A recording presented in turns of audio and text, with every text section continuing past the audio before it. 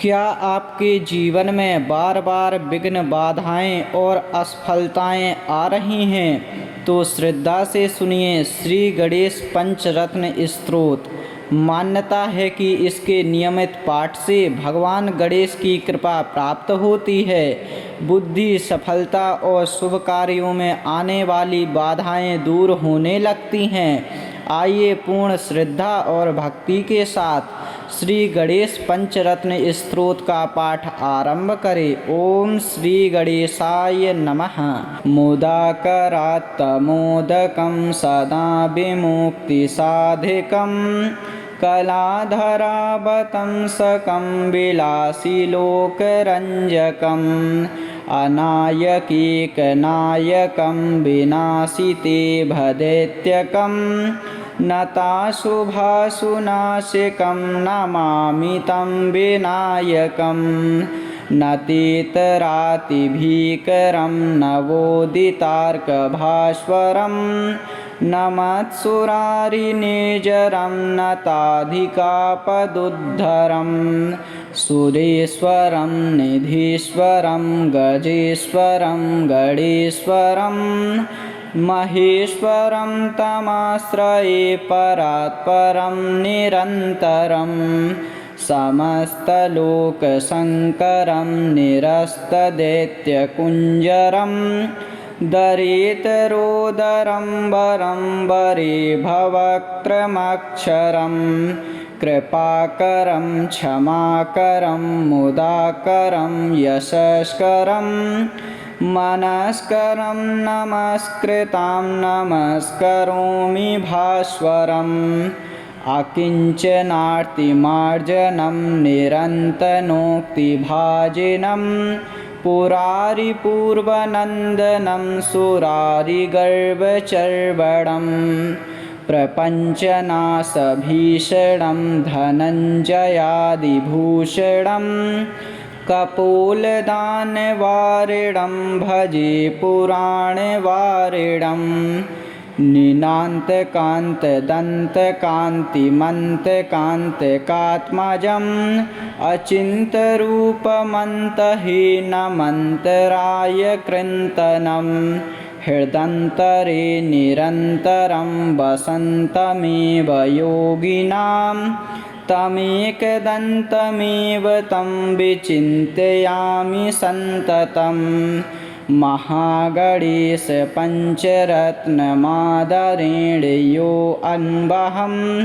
प्रगायति प्रभातके हृदि स्मरन् गणेश्वरम् अरोगतां दोषतां सुसाहितीं सुपुत्रतां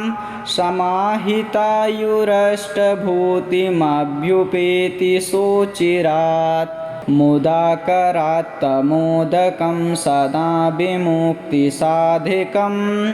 कलाधरावतंसकं विलासिलोकरञ्जकम् अनायकीकनायकं विनाशिते भदैत्यकं नताशुभाशुनाशिकं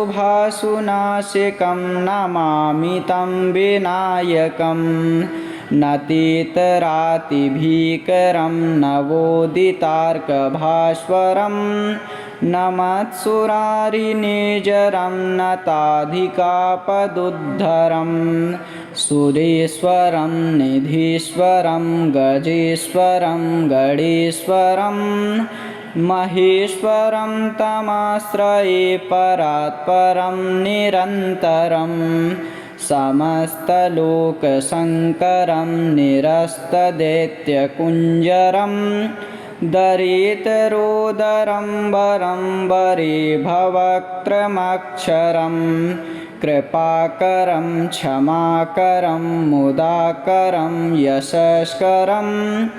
मनस्करं नमस्कृतां नमस्करोमि भास्वरम् अकिञ्चनार्तिमार्जनं निरन्तनोक्तिभाजिनं पुरारिपूर्वनन्दनं सुरारिगर्वचर्वणं प्रपञ्चनाशभीषणं धनञ्जयादिभूषणं कपोलदानवारिणं भजे पुराणवारिणं निनान्तकान्तदन्तकान्तिमन्तकान्तकात्मजम् अचिन्तरूपमन्तहीनमन्तराय कृन्तनं हृदन्तरे निरन्तरं वसन्तमेव योगिनां तमेकदन्तमेव तं विचिन्तयामि सन्ततं महागणेश पञ्चरत्नमादरेण यो अन्वहं प्रगायति प्रभातके हृदि स्मरन् गणेश्वरम् अरोगतां दोषतां सुसाहितीं सुपुत्रतां समाहितायुरष्टभूतिमभ्युपेति सोचिरात् मुदाकरात्तमोदकं सदा विमुक्तिसाधिकं कलाधरावतंसकं विलासिलोकरञ्जकम् अनायकीकनायकं विनाशिते भदैत्यकं नताशुभाशुनाशिकं नमामि तं विनायकं नतीतरातिभीकरं नवोदितार्कभास्वरं नमत्सुरारिनिजरं नताधिकापदुद्धरं सुरेश्वरं निधीश्वरं गजेश्वरं गणेश्वरं महेश्वरं तमाश्रये परात्परं निरन्तरं समस्तलोकशङ्करं निरस्तदैत्यकुञ्जरं दरेतरोदरं वरं वरे भवक्त्रमक्षरं कृपाकरं क्षमाकरं मुदाकरं यशस्करं मनस्करं नमस्कृतां नमस्करोमि भास्वरम् अकिञ्चनार्तिमार्जनं निरन्तनोक्तिभाजिनं पुरारिपूर्वनन्दनं सुरारिगर्वचर्वणं प्रपञ्चनाशभीषणं धनञ्जयादिभूषणं कपोलदानवारिणं भजे पुराणवारिणं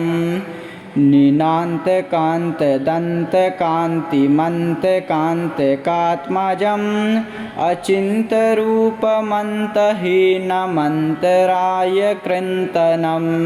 हृदन्तरे निरन्तरं वसन्तमेव योगिनां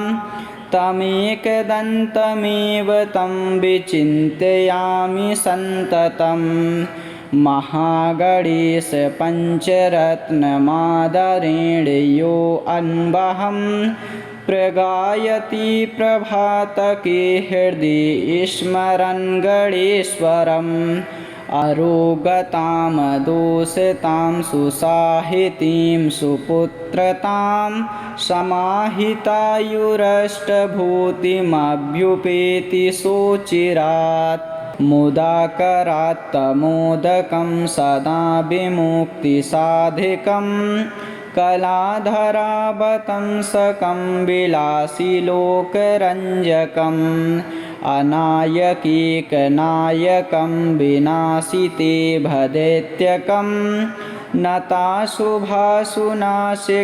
नमामि तं विनायकं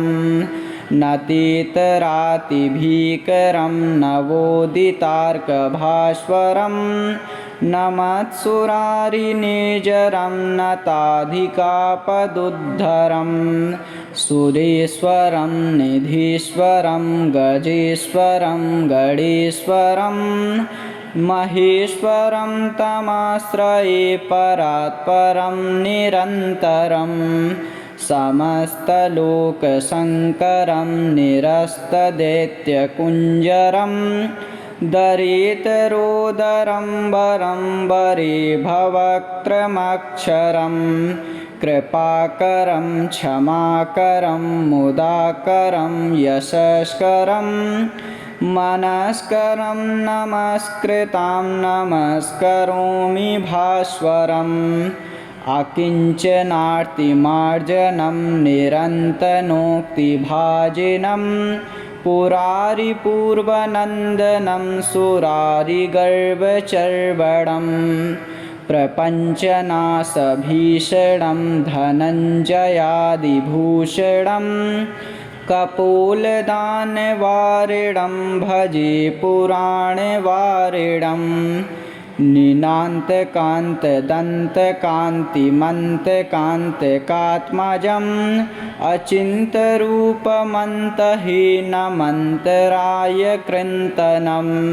हृदन्तरे निरन्तरं वसन्तमेव योगिनां तमेकदन्तमेव तं विचिन्तयामि सन्ततम् महागणेश पञ्चरत्नमादरेण यो अन्वहं प्रगायति प्रभातके हृदि स्मरन् गणेश्वरम् अरोगतां दोषतां सुसाहितीं सुपुत्रतां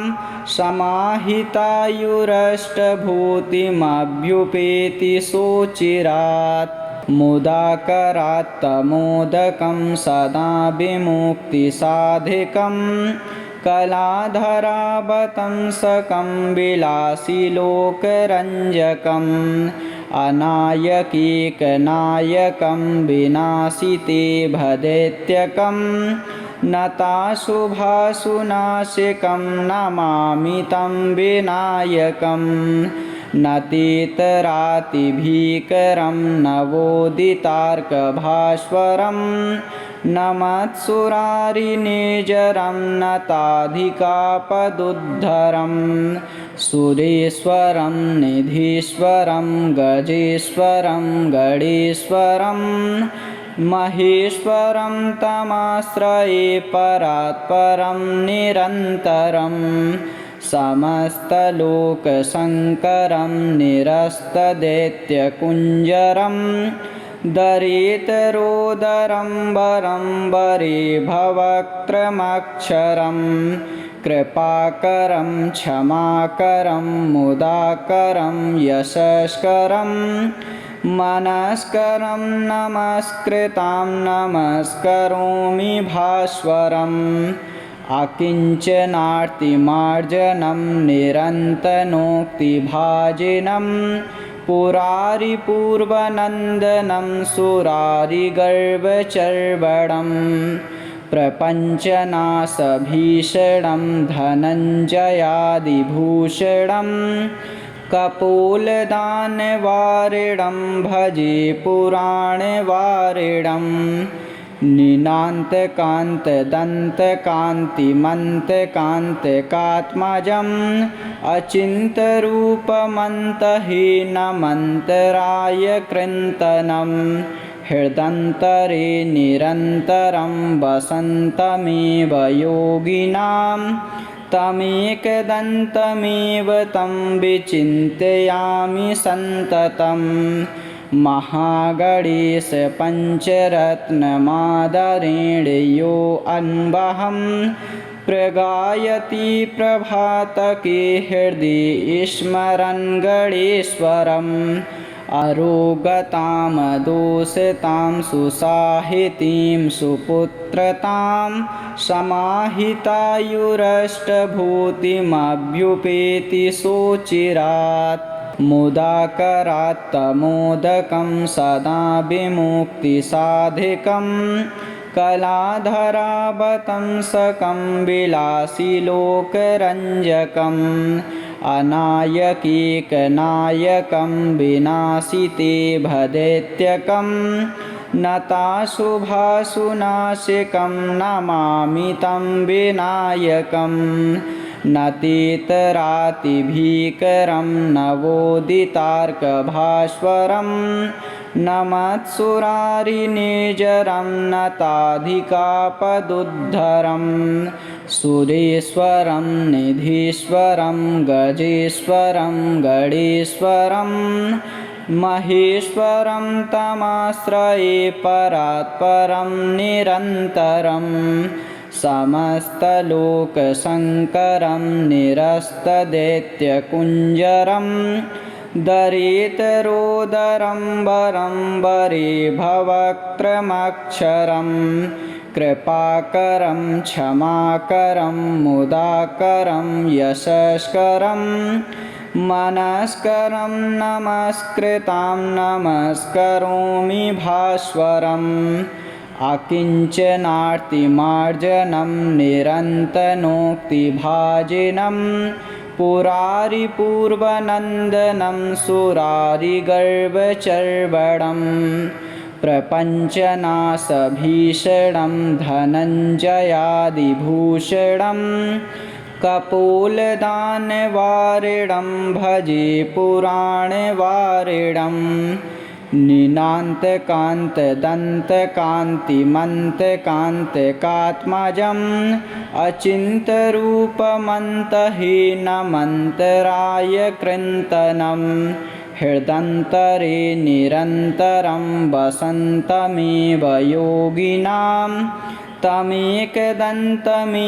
तं विचिन्तयामि सन्ततं महागणेश पञ्चरत्नमादरेण यो अन्वहं प्रगायति प्रभातके हृदि स्मरन् गणेश्वरम् अरोगतां दोषतां सुसाहितीं सुपुत्रतां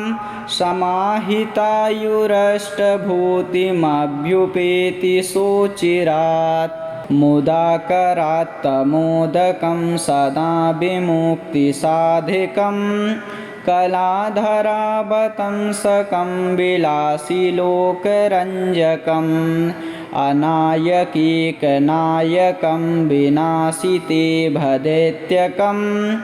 नताशुभाशुनाशिकं नमामि तं विनायकं नतीतरातिभीकरं नवोदितार्कभास्वरं नमत्सुरारिनिजरं नताधिकापदुद्धरं सुरेश्वरं निधीश्वरं गजेश्वरं गणेश्वरं महेश्वरं तमाश्रये परात्परं निरन्तरं समस्तलोकशङ्करं निरस्तदैत्यकुञ्जरं दरितरोदरं वरं वरे भवक्त्रमक्षरं कृपाकरं क्षमाकरं मुदाकरं यशस्करं मनस्करं नमस्कृतां नमस्करोमि भास्वरम् अकिञ्चनार्तिमार्जनं निरन्तनोक्तिभाजिनं पुरारिपूर्वनन्दनं सुरारिगर्वचर्वणं प्रपञ्चनाशभीषणं धनञ्जयादिभूषणं कपोलदानवारिणं भजे पुराणवारिणं निनान्तकान्तदन्तकान्तिमन्तकान्तकात्मजम् अचिन्तरूपमन्तहीनमन्तराय कृन्तनं हृदन्तरे निरन्तरं वसन्तमेव योगिनां तमेकदन्तमेव तं विचिन्तयामि सन्ततं महागणेश पञ्चरत्नमादरेण यो अन्वहं प्रगायति प्रभातके हृदि स्मरन् गणेश्वरम् अरोगतां दोषतां सुसाहितीं सुपुत्रतां समाहितायुरष्टभूतिमभ्युपेति सोचिरात् मुदाकरात्तमोदकं सदा विमुक्तिसाधिकं कलाधरावतंसकं विलासिलोकरञ्जकम् अनायकीकनायकं विनाशिते भदैत्यकं नताशुभाशुनाशिकं नमामि तं विनायकं नतीतरातिभीकरं नवोदितार्कभास्वरं नमत्सुरारिनिजरं नताधिकापदुद्धरं सुरेश्वरं निधीश्वरं गजेश्वरं गणेश्वरं